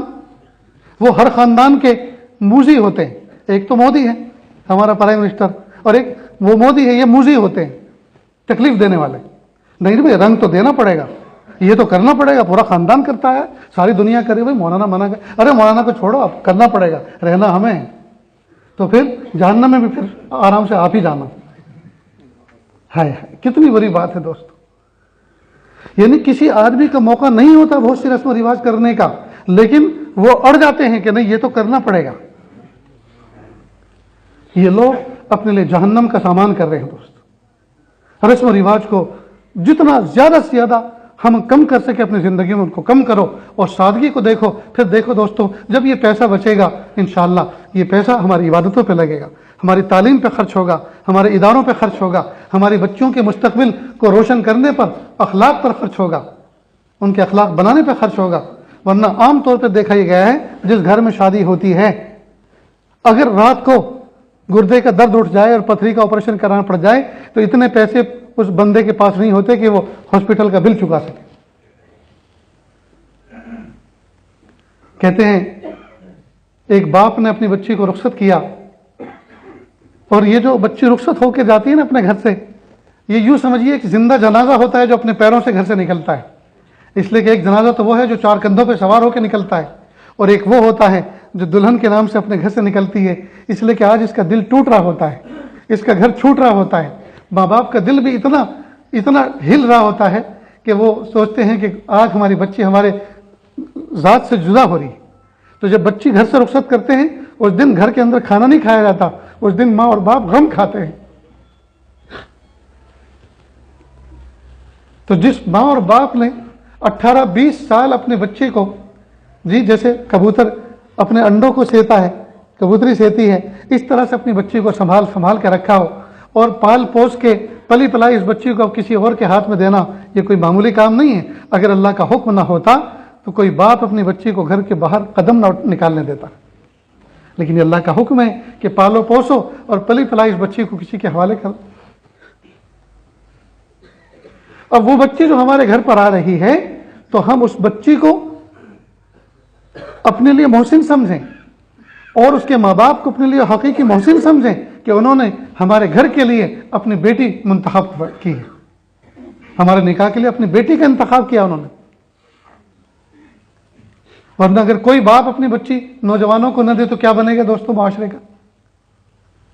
اب وہ اتنی حیثیتوں کے ساتھ کہ وہ باپ کی آنکھوں کی ٹھنڈک ہے، ماں کے دل کا ٹکڑا ہے، بھائی کی عزت و ناموس ہے، اتنی ساری حیثیتوں کے ساتھ وہ گھر سے آ رہی ہے. اب آپ کے گھر میں اس لیے نہیں آ رہی کہ آپ اس کو بڑے سے مسحری اور چارپائی پہ سلائیں گے اور وہ اپنے گھر پہ زمین پہ سوتی تھی، ایسے اس لیے نہیں آ رہی. وہ اس لیے نہیں آ رہی کہ آپ کے گھر میں مرغ مسلم ملے گا، اس کے گھر پہ چٹنی روٹی کھائی جاتی تھی. نہیں، آپ کے گھر سے کہیں زیادہ اچھا کھانا اس کے گھر میں بنتا تھا، وہ خود بناتی تھی. وہ تو اس لیے آ رہی ہے کہ یہ اللہ کا حکم ہے کہ اب جو ہے بقیہ زندگی تمہیں اس ازدواجی زندگی کے ساتھ کسی شوہر کے ساتھ بیوی بن کے گزارنی. حضرت تھانوی رحمۃ اللہ علیہ فرماتے ہیں کہ یہ مردوں، کیا ہم ایک عورت سے بھی گئے گزرے نکلے کہ ایک عورت نے شریعت کا یہ حکم سنا کہ باپ نے کہا بیٹی اٹھو، گاڑی باہر انتظار کر رہی ہے، اب تمہارا نکاح ہو چکا، اب تم ہماری پرائی ہو چکے ہو، اب تمہیں کہیں اور جانا ہے. یہ بچی بھاری قدموں کے ساتھ، بھاری دل کے ساتھ اٹھ جاتی ہے، اور وہ گھر جس میں 18-20 سال کی بہاریں گزری تھی، وہ آنگن جس میں کھیلی اور کودی تھی، وہ بھائی بہن جن کے ساتھ زندگی گزاری تھی، محلہ، سب کچھ چھوڑ کر اس لیے جاتی ہے کہ اللہ کا حکم پورا کرنے کے لیے جا رہے ہو. تو ایک حکم سن کر وہ گھر چھوڑ کے نکل جاتی ہے. اور اے مردوں، تم نے صبح سے شام تک اللہ تعالیٰ کے کتنے حکم سنے اور کتنا تم نے اس پر عمل کرنے کے لیے اپنے آپ کو تیار کیا. یہ حضرت تھانوی رحمۃ اللہ علیہ نے مثال دے کے بیان کیا. اور آج ہمارا حال دوستو یہ ہے، شادی بیاہ کے موقع پر گھر میں کام کرنے والی بھنگن تک کی رعایت کی جاتی ہے اور خوش کیا جاتا ہے آج کے دن وہ ناراض نہ رہے. بھنگن کو مناتے ہیں، لیکن اللہ اس کے رسول صلی اللہ علیہ وسلم کو گھر سے باہر دھکا دے کے نکالتے ہیں. ولیمے کا کھانا، حدیث پاک کا مفہوم ہے کہ جو کھانا سب سے برا وہ کھانا ہے جس میں غریبوں کو نظر انداز کیا جائے اور امیروں کو پوچھا جائے. ولیمے کا کھانا تیار ہونے والے، محلے میں کوئی فقیر آ گیا، ہاں تجھے ہی پہلے کھلاؤں، ڈانٹتے ہیں کہ نہیں؟ ہونا تجھے، ہاں آج ایک طرف بیٹھو عزت کے ساتھ. آج ہمارے یہاں ایک حکم پورا ہو رہا ہے، سنت ادا کی جا رہی ہے. آج اللہ پاک نے آپ کو بہت اچھے موقع بھیج دیے، ایک طرف بٹھا کے عزت کے ساتھ ان کو کھلانا چاہیے تھا. نیز میاں اور بیوی میں آپس میں رأفت ہو، الفت ہو. اور میاں بیوی کا حق ایک یہ بھی ہے، ہر مہینے شوہر اپنی بیوی کو کچھ دے کر بھول جایا کرے. یعنی کوئی نہ کوئی رقم، چاہے وہ 100 ہو، 200 ہو، 500، 1000 ہو، جیسے اللہ نے حیثیت عطا فرمائی ہے. اس لیے کہ جو بیوی ہے نا، اس کو آپ کنگال مت رکھو. جب یہ بیوی نہیں تھی بلکہ بیٹی تھی گھر میں، اس کے منی پاکٹ کے اندر ہر وقت بٹوا اس کا بھرا رہتا تھا. جب چاہے یہ فقیر کو دیتی تھی، جب چاہے مسجد میں بھیجتی تھی، جب چاہے مدرسے میں لکھواتی تھی. اور آج بیوی ہو کر یہ ایک ایک پیسے کا محتاج ہو رہی ہے. نہیں، ایسے احساس کمتری میں اس کو مبتلا مت ہونا. اس وقت ہر وقت اس کے پاس کچھ نہ کچھ ہونا چاہیے. وہ بھی چاہتی ہے میں اپنے مرحوم والدین کے لیے ایصال ثواب کروں. وہ بھی چاہتی ہے میں بھی اپنے آخرت کو بناؤں اور اللہ اس کے رسول صلی اللہ علیہ وسلم کے نام پر کچھ خرچ کروں. لہٰذا کچھ دے کر ہر مہینے بھول جایا کریں. ایک چیز تو یہ. نہیں دونوں کے دونوں صفائی ستھرائی کا بہت اہتمام کریں. آج کل میاں بیوی میں جو انتشار ہو رہا ہے اور نفرت کی باتیں آ رہی ہیں، اس کی ایک بنیادی وجہ یہ بھی ہوتی ہے کہ دونوں آپس میں صاف اور پاک نہیں رہتے. ہر شوہر یہ کہتا ہے بیوی مجھ سے محبت کرے، اور ہر بیوی یہ چاہتی ہے کہ شوہر سے محبت نہ کرے تو کس سے کریں گے، یہی تو حلال ہے. لیکن دونوں میں بدبو آتی ہے ایسی جیسے مرے ہوئے کتے میں آتی ہے. روزانہ غسل کریں، پاکی صفائی کا اہتمام کریں، اچھے صاف ستھرے لباس پہنیں، خوشبو استعمال کریں، مسنون ہے یہ. عورت شوہر کا قرب اختیار کرنے کا اس کا جو وقت ہوتا ہے وہ مغرب کے بعد کا ہوتا ہے، لہذا اس کے لیے مستحب یہ ہے کہ وہ اس وقت جو ہے ہلکا پھلکا میک اپ کرے، اس طرح سے صاف ستھرے رہے تاکہ شوہر کی اس کی طرف دیکھنے کی رغبت ہو. اس لیے آقا صلی اللہ علیہ وسلم جب کبھی سفر سے آتے تھے تو ڈائریکٹ گھر میں نہیں، پہلے مسجد نبی میں آتے، اور کئی مرتبہ ایک وادی عقیق ہے وہاں پڑاؤ ڈالتے اور وہاں سے خبر بھیجواتے کہ ہم فلاں وقت گھر میں آ رہے ہیں. اور یہ میری اور آپ کی تعلیم کے لیے کہ جب ہم کبھی سفر سے پردیس سے گھر میں آئیں تو گھر والوں کو اطلاع پہلے دے دو تاکہ ان کو بننے سنورنے اور کچھ تیاری کرنے کا موقع مل سکے. ایسا نہ ہو کہ گھر میں جھاڑو پھیلی ہوئی ہے، کچرا پھیلا ہوا ہے، سامان پھیلا ہوا ہے، کپڑے دھونے بیٹھے ہوئے ہیں اور اچانک آپ گھر میں پہنچ گئے. نہیں، وہ اس حال میں آپ کو ملیں کہ وہ آپ کے استقبال کے لیے سراپا منتظر ہوں. یہ آقا صلی اللہ علیہ وسلم کی ایک سنت ہے. نیز آقا صلی اللہ علیہ وسلم نے ہمیں محبت کرنے کا طریقہ بھی سکھایا. گھر میں کس طرح سے محبت ڈیولپ ہوتی ہے. ماں خدیجہ الکبریٰ رضی اللہ تعالیٰ عنہ مکہ مکرمہ میں تھی، ام المومنین. محبوب صلی اللہ علیہ وسلم جب بھی گھر میں داخل ہوتے مسکراتے ہوئے چہرے کے ساتھ، خندہ پیشانی کے ساتھ سلام کرتے ہوئے جاتے. ایک مرتبہ باہر چونکہ دین کی دعوت دی جا رہی تھی، کلمے کی تبلیغ ہو رہی تھی، تو کسی نے مس بیہیو کیا، غلط سلوک کیا آپ صلی کے ساتھ. تو محبوب کے دل پر اثر پڑا، اس کا چہرے پہ اس کے اثرات ظاہر ہوئے. اسی ٹوٹے ہوئے دل کے ساتھ گھر میں داخل ہو رہے تھے. ماں خدیجہ الکبریٰ رضی اللہ عنہ نے دیکھا، ارے آج آپ کیسے گھر میں آ رہے ہو. محبوب کو احساس ہوا کہ ہاں آج میں اس طرح سے نہیں آیا جس طرح آیا کرتا ہوں. فوراً یوٹرن لیا اور پھر مسکراتے ہوئے چہرے کے ساتھ آئے، السلام علیکم ورحمۃ اللہ وبرکاتہ. کہ ہاں اب ہوئی نا کوئی بات. معلوم ہوا ہم دن بھر کام کاج میں رہیں، گھر میں آئیں تو مسکراتے ہوئے چہرے کے ساتھ. یہ نہیں ہے کہ گاہکوں کے ساتھ لڑائی جھگڑا ہوئی ہے اس کا ٹینشن، اس کا بدلہ ہم اپنے بچوں سے لیں، بیوی کو سنائیں، یا کاروبار میں کچھ اپ ڈاؤن چل رہا ہے، کرائسس چل رہے ہیں تو ہم اس کی وجہ سے ٹینشن اپنا بیوہ بچوں پہ ظاہر کریں. نہیں، ایسے نہیں. گھر میں تو محبتوں کے ساتھ رہیں. نیز محبوب صلی اللہ علیہ وسلم نے ہمیں محبت کا طریقہ ایک اور سکھایا کہ ہم اپنی ازواج کے ساتھ، بیویوں کے ساتھ کس طرح سے وقت گزاریں. عائشہ صدیقہ رضی اللہ تعالیٰ عنہ، محبوب صلی اللہ علیہ وسلم مدینہ منورہ میں جب ان کے حجرہ شریف میں داخل ہوئے تو وہ پانی نوش فرما رہی تھی. تو محبوب نے فرمایا، حمیرہ ذرا ہمارے لیے بھی پانی بچا دینا. اب یہ حمیرہ کیا ہے؟ گھر تو عائشہ صدیقہ رضی اللہ عنہ کا ہے. یہ حمیرہ ان کا سیکنڈ نام تھا. محبت میں حمیرہ کہہ کے پکارتے تھے، جس کا گجراتی میں ترجمہ لال گوری سے ہوتا ہے، جی سرخ سفید رنگ والی. تو عائشہ صدیقہ معلوم ہوا کہ اپنی بیویوں کا اگر کوئی سیکنڈ نام ایسا محبت بھرا رکھیں جس کے ذریعے سے ان کا دل خوش ہو تو یہ بھی محبوب کی ایک سنت ہے. انہوں نے پانی بچا دیا. محبوب نے اس کیچ کیا اس پیالے کو اور ہاتھ میں لے کر پوچھا، حمیرہ کدھر سے ہونٹ لگا کے آپ نے پانی پیا تھا؟ تو عائشہ صدیقہ رضی اللہ عنہ نے فرمایا، ادھر سے. تو آپ صلی اللہ علیہ وسلم نے اس کو وہیں سے گھمایا اور گھما کے وہیں ہونٹ لگا کے پانی نوش فرمایا. کتنی محبت عائشہ صدیقہ رضی اللہ عنہ کے دل میں جی اللہ کے محبوب کی بیٹھی ہوگی. ایک بات دوستو پتے کی بتاتا ہوں، جو سفید داڑھی والے ہیں وہ تو سوچ رہے ہوں گے کہ کیا موضوع چھیڑا ہے مولانا آپ نے. 20-25 سال پہلے کہا ہوتا تو ہم بھی محبت کر کے دکھاتے. اب ہم ہو گئے ہیں ریٹائر، اب کیا. لیکن سن لو، سننے کا تو نفع ہوگا انشاءاللہ. ہر عورت، ہر جانور دنیا کا کھا پی کے تگڑا ہوتا ہے. بیوی ایسا اینیمل ہے جو کھا پی کے صحت مند نہیں ہوتی، یہ اپنی تعریف کانوں کے راستے سن کر یہ صحت مند ہوتی. اور ہمارا حال یہ ہے کہ ہم تعریف، محبت کے 2 جملے جو فری آف چارج ہیں، جس میں کچھ نہیں جاتا، ہم اتنے بخیل ہیں کہ 2 جملے بھی محبت کے نہیں کہتے. نتیجہ ہوتا ہے کہ زندگی بھر اس کے کان ترس جاتے ہیں اپنے شوہر سے اپنے کھانا بنانے کی تعریف سننے کے لیے انتظار میں. کاش کہ مہمانوں کو کھلانے کے بعد جب برتن واپس کچن میں لے کے جائیں تو ہم کہیں پیاری اللہ تمہیں جزائے خیر دے، ہمارے مہمانوں کا دل خوش ہو گیا، انگلی چاٹتے رہ گئے، اللہ تمہیں جزائے خیر دے، تم نے ہماری عزت رکھ لی۔ اب یہ جملے آپ نے کہہ دیے، یوں سمجھیے کہ آپ نے ملٹی وٹامن ٹیبلٹ اس کو دے دی، اب وہ صحت مند ہو گئی، اب اس کو کھانا بھی اچھا لگا، اس لیے کہ آپ نے کھانے سے زیادہ اچھی چیز اس کو سنا دی۔ ایک بات تو یہ یاد رکھیں۔ دوسری بات یہ کہ ہر بیوی اپنے شوہر سے اپنی محبت کا پروف چاہتی ہے کہ میرے شوہر کو مجھ سے محبت ہے یا نہیں ہے، یا باپ دادا نے پھنسا دیا نکاح میں، حقیقت میں اس نے محبت میں مجھ سے نکاح کیا ہے یا ماں باپ کے کہنے پہ صرف نکاح پڑھ لیا اور اس کو محبت نہیں ہے، وہ اس کے انتظار میں رہتی ہے اور اس کا پروف چاہتی ہے میرے شوہر کو مجھ سے محبت ہے کہ نہیں۔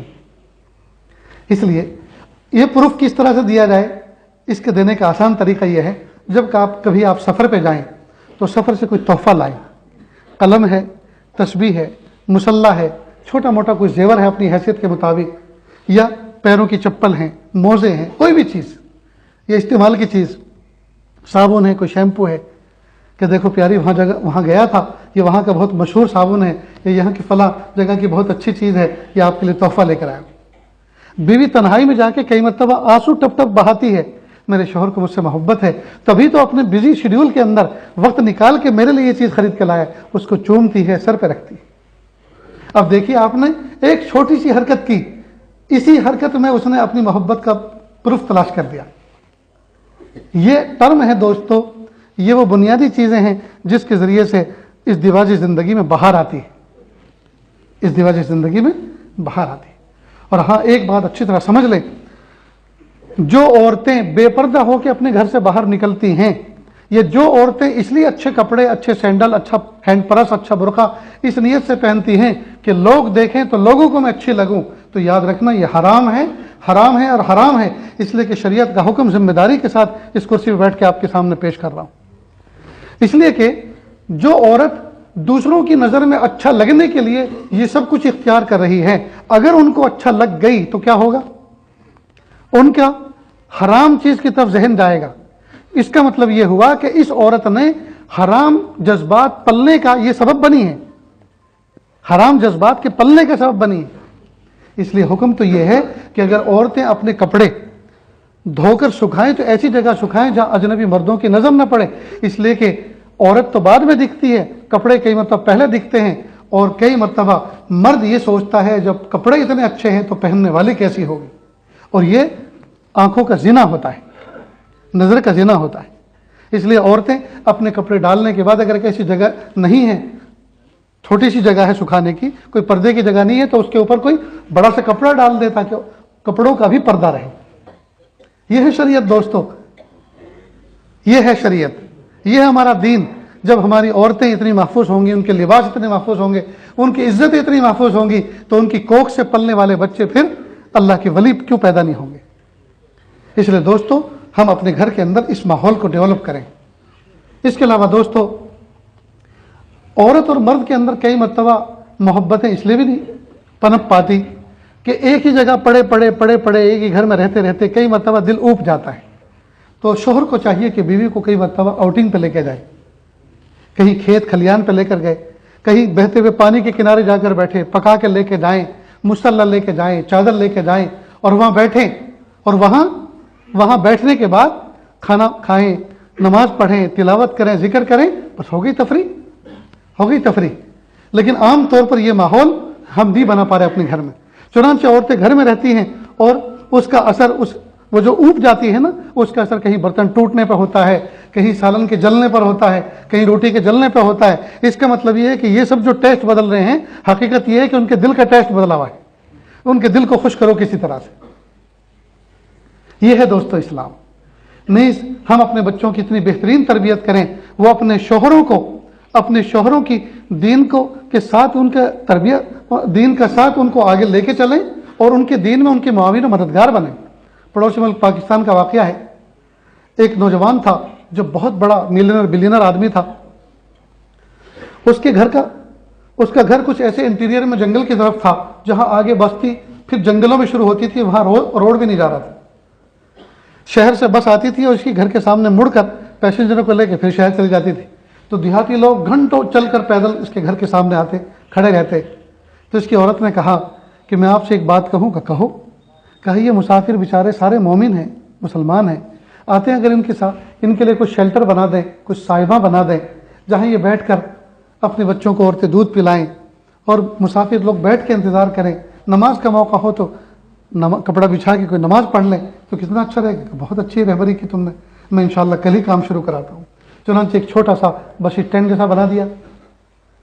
پھر اس نے کچھ دن کے بعد کہا کہ اگر ایک دو پانی کے گھڑے مٹکے رکھ دیے جائیں تو لوگوں کو بڑی راحت ہو جائے گی. اس نے وہ بنا دیا, اس کا انتظام کر دیا.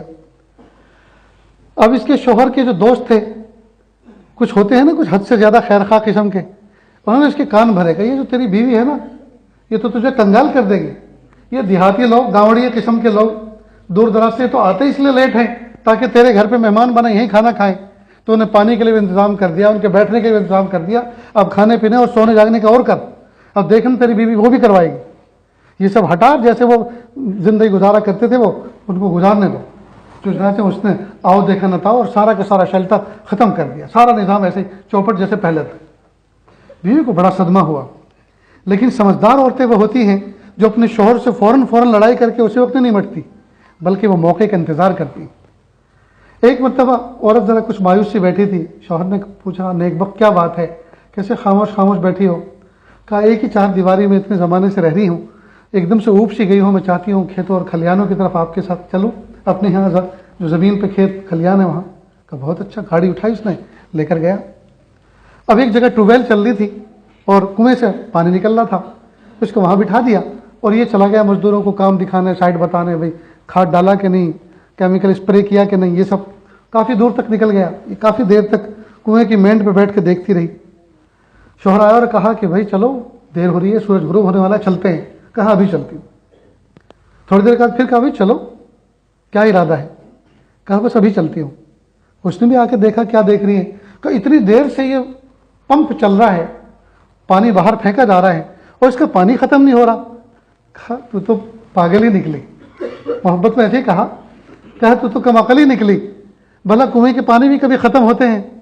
کہ اچھا کنویں کا پانی کبھی ختم نہیں ہوتا؟ کہ نہیں, اللہ کا ایک نظام ہے, جتنا باہر نکلتا ہے اس کا چوہا ابلتا رہتا ہے پھر آ جاتا ہے. کہا واقعی معاملہ یہی ہے؟ کہا ہاں بالکل یہی ہے.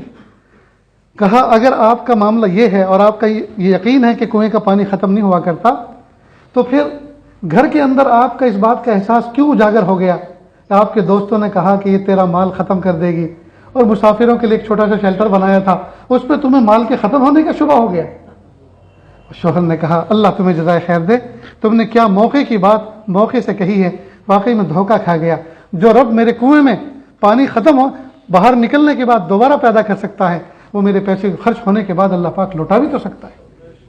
چنانچہ اس نے پھر دوبارہ بنایا اور پہلے سے زیادہ آن بان شان کے ساتھ بنایا. تو جو عورتیں سمجھدار ہوتی ہیں وہ حکمتوں کے ساتھ بات کہتی ہیں, وہ ایسے نہیں ہے کہ منہ پھٹ اسی وقت کچھ بھی کہہ دیتی ہیں. تو یہ تربیت ہم اپنے گھر میں بنائیں. اگر بیوی بول رہی ہے تو شوہر خاموش رہے, شوہر بول رہا ہے بیوی خاموش رہے. ایک نہ ایک کو تو خاموش ہونا پڑے گا, ورنہ یہ گھر جس طرح سے بنتا ہے یہ بگڑ ٹوٹ. یہ رشتہ اتنا نازک ہے کہ جیسے دو لفظ بول کے یہ بنتا ہے نا, دو لفظ بول کے بنتا ہے, دو لفظ بول کے یہ ٹوٹ بھی جاتا ہے. جیسے بنتا ہے ویسے ہی ٹوٹ بھی جاتا ہے. اس پر ایک چھوٹا سا لطیفہ سنو پھر میں اپنی بات کو ختم کرتا ہوں. چور, ایک ڈاکو تھا, چور تھا, اپنے ساتھیوں کے ساتھ گیا کسی گاؤں میں. ایک غریب سا آدمی تھا, اس کے دیوار میں نقب لگا کے اندر گھس گئے. مال تو وہاں کچھ ملا نہیں, لیکن دیکھا کہ یار جب ہم آئی گئے اتنے محنت کر کے تو کچھ نہ کچھ تو یہاں سے لے کے جانا ہی ہے. تو وہاں گھوڑا بندھا ہوا تھا, گھوڑا کھول کے لے کے چلے گئے. اب وہ صبح اٹھا, دیکھا کہ ہو دیوار میں نقب بھی لگا ہے اور گھوڑا بھی چلا گیا, بڑا پریشان. اب گھوڑا خریدنے کے لیے وہ بازار میں گیا, دیکھا کہ وہاں اس کا گھوڑا بک رہا ہے, چوری بیچ رہے ہیں. جو اصل سردار تھا ان کا وہ استنجا وغیرہ کے لیے کہیں گیا تھا اور دے کر گیا کہ بھائی اس کو اتنے میں بیچ دینا. اب اس نے یہ نہیں کہا کہ میرا گھوڑا ہے تم نے چوری کیا, ہو سکتا ہے وہ کئی لوگ تھے اس پہ چڑھ بیٹھے. اس نے کہا کہ بھائی کتنے کہا, کہ اتنے کا ہے. اتنے کا ہے. کہا بھائی گھوڑا تو بہت اچھا, مجھے پسند آیا, میں ضرور دوں گا, لیکن میں ذرا اس کی ٹرائی تو لے لوں یہی میدان میں. کہا بالکل. وہ بیٹھا اور یہ جا اور وہ جا, غائب. اب وہ اصل آیا, آدمی کا گھوڑا گیا, کہاں گیا, کہ کتنے میں گیا, کہ جتنے میں آیا تھا اتنے میں گیا, جتنے میں آیا تھا اتنے میں چلا گیا. تو یہ رشتہ ازدواج جو ہے نا, یہ جیسا بنتا ہے, جیسے لفظ بولنے سے بنتا ہے ویسے ٹوٹ بھی جاتا ہے, اتنا یاد رکھنا. اس لیے دوستو اس کو مضبوط سے مضبوط بنا کے رکھیں, محبتوں کے ساتھ زندگی گزاریں. جی ہمارے گھر میں جو ہماری بیوی بنتی ہے وہ کسی کی آنکھوں کی ٹھنڈک ہے, کسی کا دل کا ٹکڑا ہے, کسی کی عزت و ناموس ہے. جی اس کا مان سمان ہو. اور ماں باپ کو بھی چاہیے کہ وہ اس کی ایسی تربیت کرے جیسے ہم نے اپنی سگی بیٹی کی تربیت کی تھی. اللہ تعالیٰ سے دعا ہے, اللہ تعالیٰ جن بچوں کے نکاح اس محفل میں منعقد ہونے والے ہیں, اللہ ان کی زندگیوں میں خوشیاں عطا فرمائے, برکتیں عطا فرمائے. دونوں خاندانوں کے لیے اس نکاح کو سعادت مندی کا سبب بنائیں, ذریعہ بنائیں. اللہ تعالیٰ دونوں خاندانوں میں میل محبت پیدا فرمائے اور ہر طرح کی خرافات سے اللہ پاک حفاظت فرمائے. وآخر دعوانا ان الحمد للہ رب العالمین.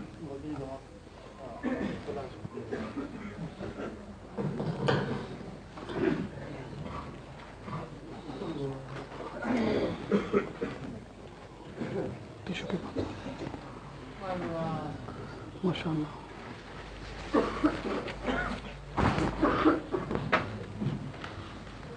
میں تو سمجھا بخاری شریف لے کر آیا ہوں, کہ آج نکاح میں بخاری شریف کیوں آئی, تو نکاح کا رجسٹر ہے.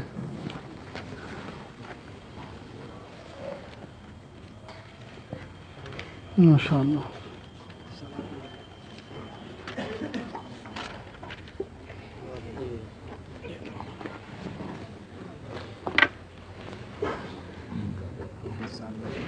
محمد سعد ابن عبد الوہاب, بچی کا نام شازیہ ہے. ٹھیک ہے. اور مہر کتنی ہے؟ 5.25 گرام سونے کی چین. اچھا, بشکل 5.25 گرام سونا, بشکل زیور, چین نہیں, چین بن جائے گا. ان کے وکیل کون ہے؟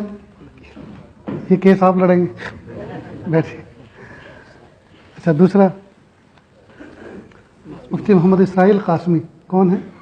ماشاء اللہ, بہت خوب, بہت خوب. اور والد صاحب ابن حاجی یاد الہی, ماشاء اللہ. اور وکیل صاحب کون ہیں؟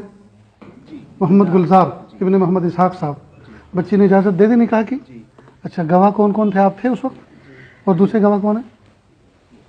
بچی نے اجازت دے دی نکاح کی, تو نکاح پڑھا دیا جائے. ٹھیک ہے, خطبہ پڑھیں, ایجاب قبول کرائیں.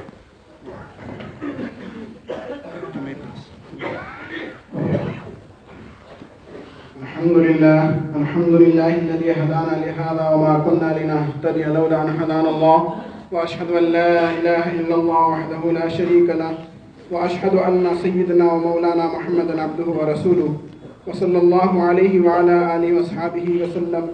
أما بعد, فقد قال الله تبارك وتعالى في القرآن المجيد والفرقان الحميد: أعوذ بالله من الشيطان الرجيم. بسم الله الرحمن الرحيم.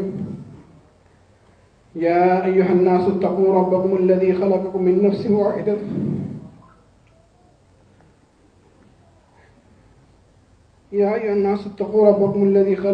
نفس واحدة وخلق منها زوجها وبث منهما رجالا كثيرا ونساء واتقوا الله الذي تساءلون به والأرحام إن الله كان عليكم رقيبا. يا أيها الذين آمنوا اتقوا الله حق تقاته ولا تموتن إلا وأنتم مسلمون.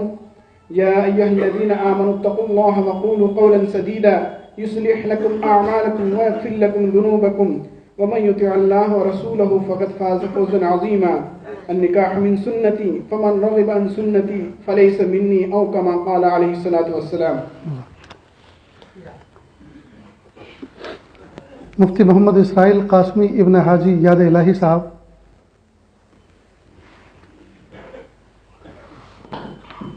منشا خانم بنت محمد دلشاد صاحب کی ذات کو وکیل بن نکاح نے اپنی وکالت سے 2 گواہوں کی موجودگی میں حاضرین مجلس کے سامنے 500 روپے نقد مہر کے عوض 5100 روپے نقد مہر کے عوض زوجہ بنا کے آپ کے نکاح میں دیا. آپ نے ان کو قبول کیا؟ ماشاء اللہ.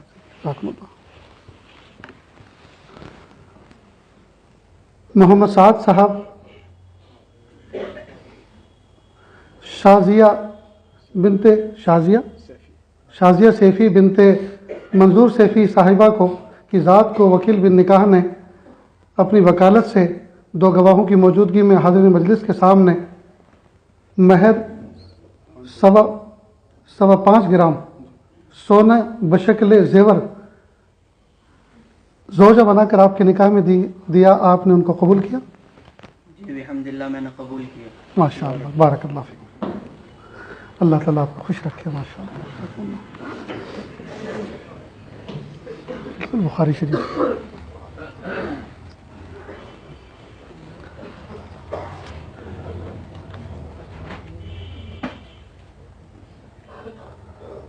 کچھ حضرات مجلس سے پہلے بھی کہتے ہیں کہ ہمیں کچھ بیعت ہونا ہے، تو انفرادی طور پر بیعت نہ کر کے مجلس کے بعد تمام حضرات کو اکٹھا بیعت کے کلمات اور توبہ کے کلمات سنا دیے جاتے ہیں، پڑھا دیے جاتے ہیں۔ اسی طرح کی درخواست ہے۔ دارالعلوم دیوبند سے کچھ طلبہ عزیز آئے ہیں، وہ بیعت ہونا چاہتے ہیں، تو یہ عاجز بیعت کے کلمات پڑھاتا ہے، میرے پیچھے پیچھے پڑھتے چلیں۔ بسم اللہ الرحمن الرحیم، لا الہ الا اللہ محمد الرسول اللہ صلی اللہ علیہ وسلم، اشہد ان لا الہ الا اللہ واشہد ان محمدا عبدہ ورسولہ، استغفر اللہ ربی من کل ذنب واتوب الیہ، آمنت باللہ کما ہوا باسمائہ وصفاتہ وقبلت جمیع احکامہ اقرار باللسان وتصدیق بالقلب، وصلی اللہ تعالی علی خیر خلقہ محمد وعلی آلہ واصحابہ اجمعین برحمتک یا ارحم الراحمین۔ اللہ کا شکریہ، کلمات پڑھنے کے بعد ہم توبہ طائب ہو گئے، اللہ تعالیٰ اس توبہ کو قبول فرمائے، اور ایک تسبیح استغفار کی، ایک درود شریف کی، ایک تیسرے کلمے کی صبح شام پڑھیں۔ نمازوں کا اہتمام کریں، زندگی کی جو نمازیں باقی ہیں، قضا ہو چکی ہیں، ان کی ایک فہرست اور ایک ڈائری تیار کریں۔ ہر موجودہ نماز کے ساتھ، دن کی موجودہ نماز کے ساتھ بقیہ نمازوں میں سے بھی ایک نماز کی قضا کر لیں۔ اسی طرح جو مالی حقوق ہیں، کسی کی حد کی عزت کی ہے، کسی کو گالی گلوچ کیا ہے، کسی کی توہین کر رکھی ہے، کسی کا مال چھپا رکھا ہے، چرا رکھا ہے، یا لے رکھا ہے، دینے کا نام نہیں لے رہے، ان کے معاملات کو صاف کریں تاکہ دنیا سے صاف ستھرے ہو کر اللہ تعالیٰ کے ہاں جائیں اور جنت کے مستحق بنیں۔ اللہ تعالیٰ عمل کی توفیق عطا فرمائے۔ اب دعا سے پہلے تھوڑی سی دیر کے لیے اللہ اللہ کر لیں، آنکھوں کو بند کر لیں، سر کو جھکا لیں، دنیا اور دنیا میں جو کچھ ہے اس سے ہٹ کٹ کے اللہ کی یاد میں ڈوب جائیں۔ نیت کریں، اللہ کی رحمت آ رہی ہے، میرے دل میں سما رہی ہے، میرے دل سے گناہوں کی ظلمت و سیاہی دور ہو رہی ہے، میرا دل کہہ رہا ہے اللہ اللہ اللہ۔ تھوڑی سی دیر کے لیے ذکر کر لیں، اس کے بعد انشاءاللہ دعا کریں گے۔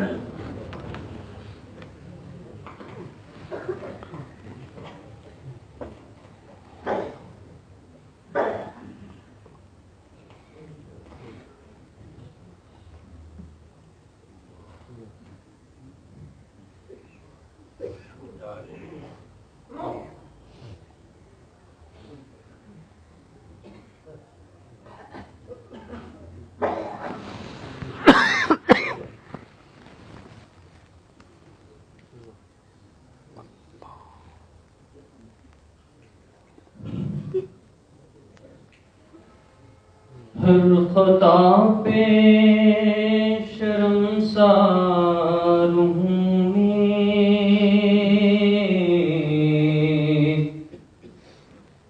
میرے مولا گنہگار ہوں میں، ہر خطا پہ شرمسار ہوں میں، میرے مولا گنہگار ہوں میں،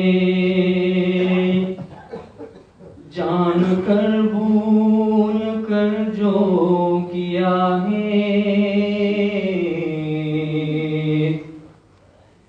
پتہ مجھ کو اس کی سزا ہے، جان جان کر بھول کر جو کیا ہے پتہ مجھ کو اس کی سزا ہے تیری چوکھٹ پہ سر نہ جھکایا بس زمانے کو اپنا بنایا تیری چوکھٹ پہ سر نہ جھکایا بس زمانے کو اپنا بنایا تیری رحمت ہی تو آسرا ہے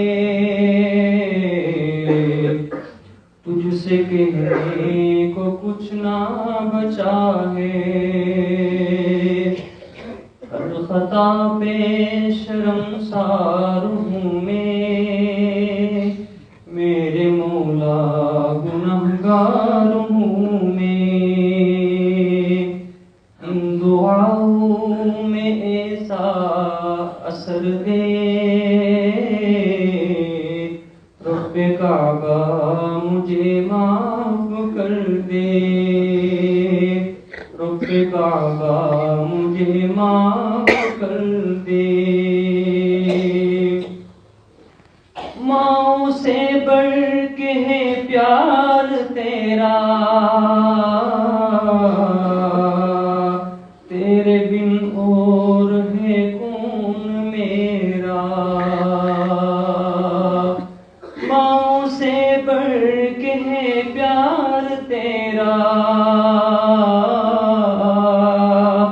تیرے بن اور ہے کون میرا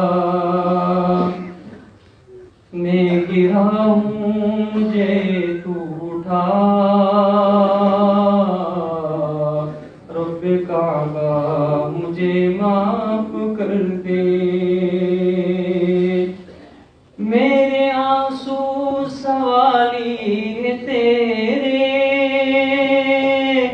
گر رہے ہیں دامن پہ میرے آنسو سوالی ہے تیرے گر رہے ہیں دامن پہ میرے اب تو سن لے میری التجا رب کعبہ ہمیں معاف کر دے ہر خطا پہ شرمسار ہوں میرے مولا گنہگار ہوں میں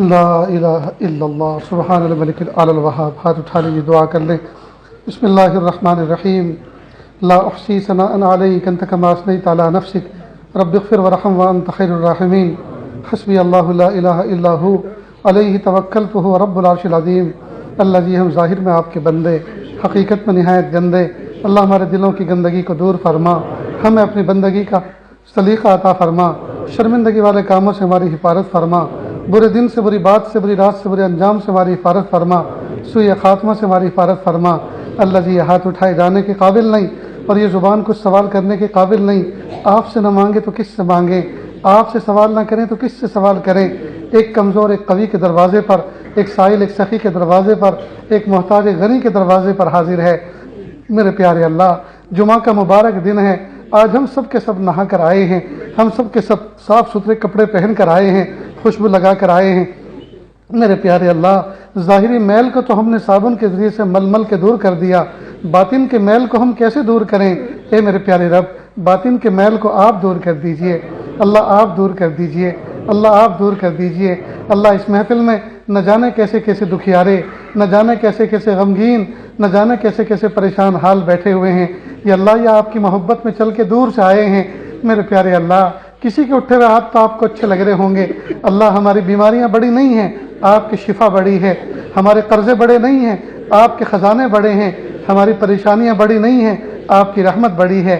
اللہ معاف کر دیجئے، اللہ معاف کر دیجئے، اللہ معاف کر دیجئے، اللہ ہمیں اپنا بنا لیجئے، اللہ ہمیں اپنا بنا لیجئے۔ میرے پیارے رب، یہ مبارک مہینہ اسلامی چل رہا ہے۔ محبوب صلی اللہ علیہ وسلم جب کبھی رجب کا چاند دیکھتے تھے تو دعا فرماتے تھے، اللہم بلغنا، اللہم بارک لنا فی رجب و شعبان وبلغنا الی رمضان، یعنی رمضان کی تیاری رجب کے مہینے سے شروع فرما دیتے تھے۔ میرے پیارے اللہ، ہم سب کے حق میں بھی اس دعا کو قبول فرما لیجئے، ہمیں رمضان کی پرکیف پربہار ساعتیں نصیب فرما۔